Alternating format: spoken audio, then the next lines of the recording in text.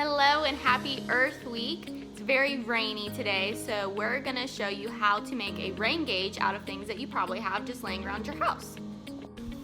You're only going to need a few supplies for this project: a plastic bottle, a tape measure or ruler, scissors, and a permanent marker. First thing you'll want to do is draw a line around the top of your bottle to cut. You're going to want to make sure you can cut far enough down the bottle so the edges can be flush when you turn it upside down.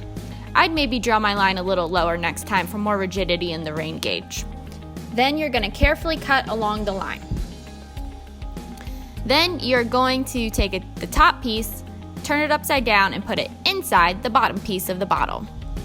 Make sure you take that lid off, otherwise the rain's not going to come through. Next, you'll use your tape measure and permanent marker to make some intervals on your rain gauge. I chose to make a mark every inch, but you could do more or less. Make sure you label your marks so it's easy to read once there's rain in there. All that's left to do is put it outside. You might want to put it somewhere where it's protected from the wind, or wedge it between some flower pots or rocks so it doesn't blow away. So there you have it, your very own rain gauge. We want to see how much rain you're getting and how these rain gauges turned out for y'all.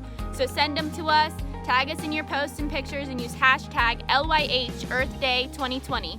Happy Earth Week!